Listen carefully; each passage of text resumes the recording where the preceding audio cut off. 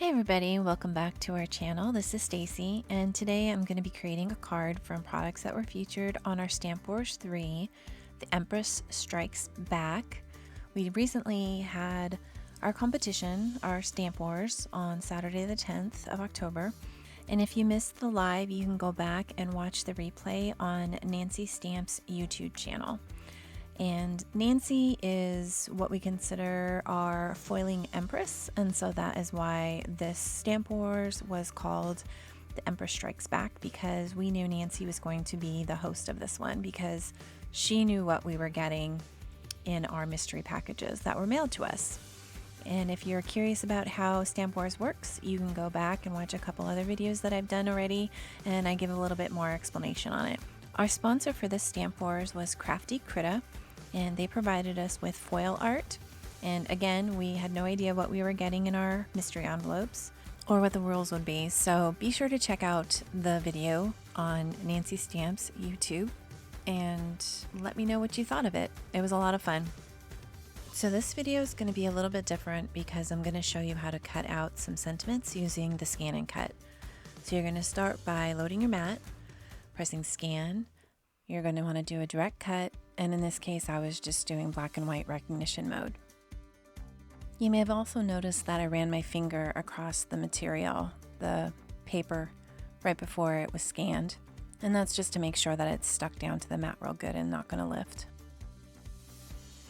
So I've zoomed in to my screen and I've had to darken it a little bit so that you can see what's on the screen, but right now you're going to frame the image and then select preview, and then you will see black boxes that outline what is going to be cut.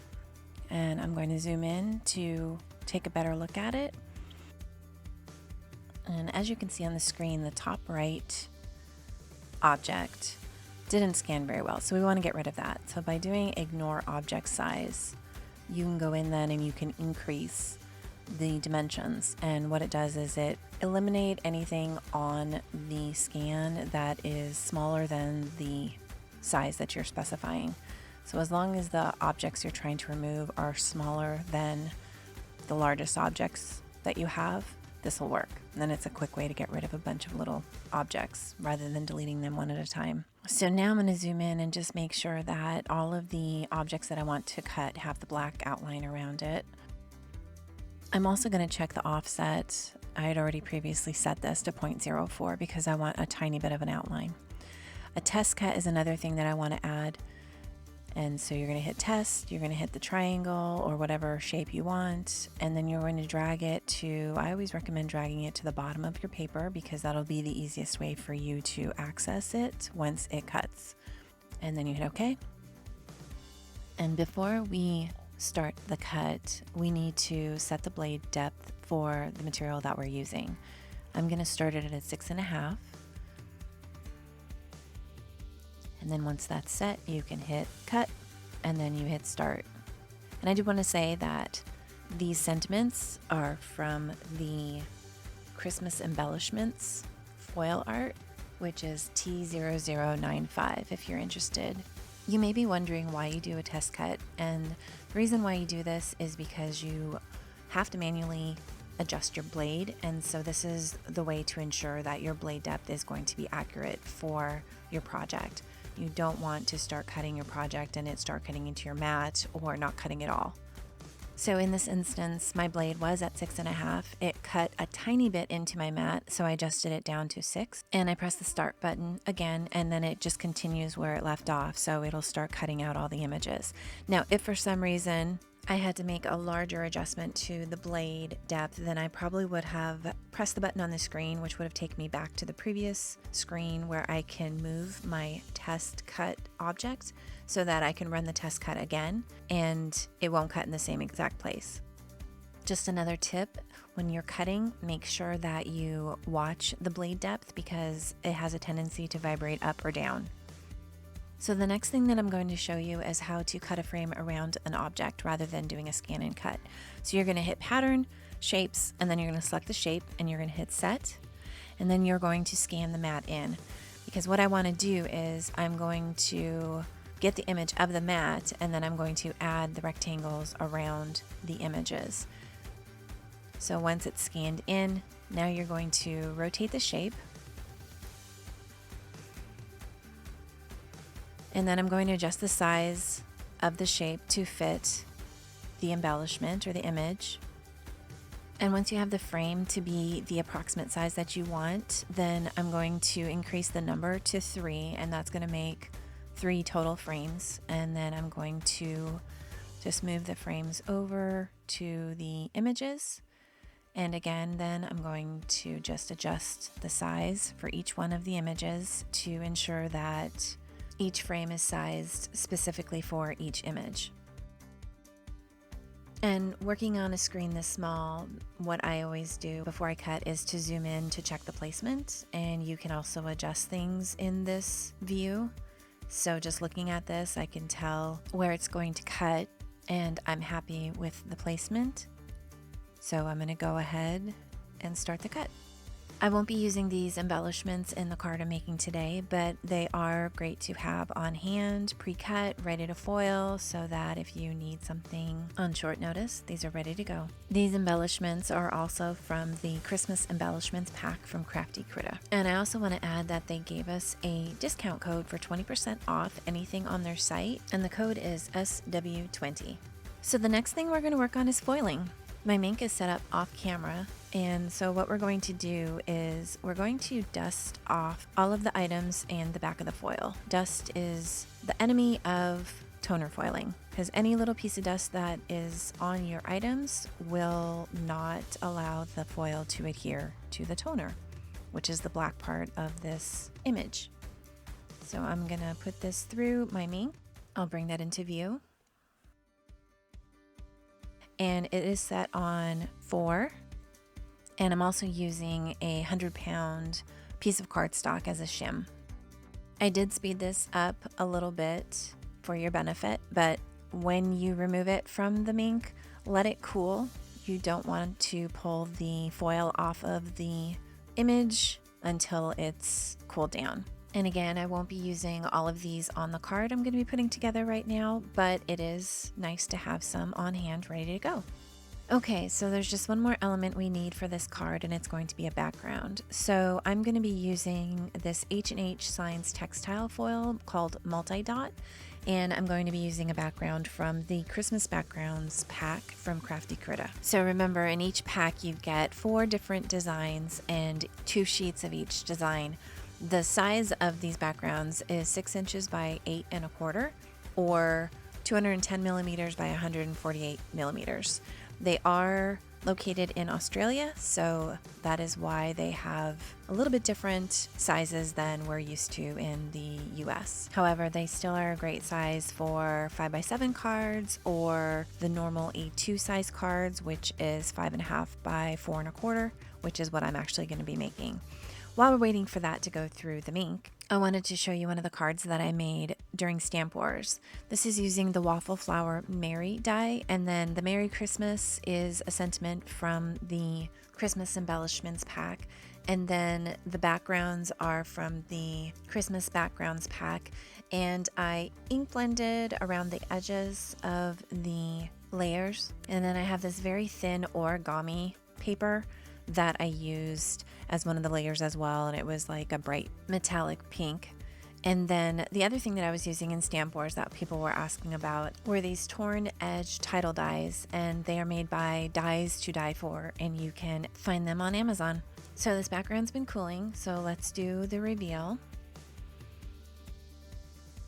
Looks pretty cool. There is a little bit of overfoiling right there, which I will show you how to get rid of in just a second. But otherwise, I just wanted to show you that this is the leftover foil, and don't throw that away because it can be used again. So now to get rid of the overfoiling, we're going to just get out a white eraser, or in this case, it's my electric eraser, and I'm just going to gently dab the eraser on that overfoiling, and it'll be gone. Now we're going to cut this down to a card front size. Actually, this will be just a little bit smaller than card front because I am going to layer it with that metallic origami paper. So this is a card base, which is 5.5 by 4.25. And then we're going to cut this down to just a little bit smaller. So it's going to be 5.25 by 4. And then this is the gold metallic origami paper that I was referring to. It comes in 6 by 6 sheets. It has blue, gold, silver, red, and green in the pack, and it's very inexpensive and it's great for layering because it is very thin. I do like to use tape adhesive on this type of paper because it is so thin. If you use liquid glue, then it has a tendency to show the lines from the glue. So this is the best way to adhere this without seeing the glue lines. However, the downside to that is that you have no wiggle room. So I'm cutting this down, trimming it off because I didn't get the paper on there just perfect. So now we're ready to go ahead and put this layer on. I wanted to add a little bit of interest to it, so I got out just a corner punch that I have, just so it's not all sharp corners. This is a thicker paper, so I'm using my favorite berry art glue. And after that's been sitting aside for a few minutes, I'm going to just kind of look at all the different embellishments and see which one I like best. And then I needed a little bit of another layer to separate it from the back of the card because the back was so busy. So I went ahead and got another piece of that origami foil paper, and this time it's in green.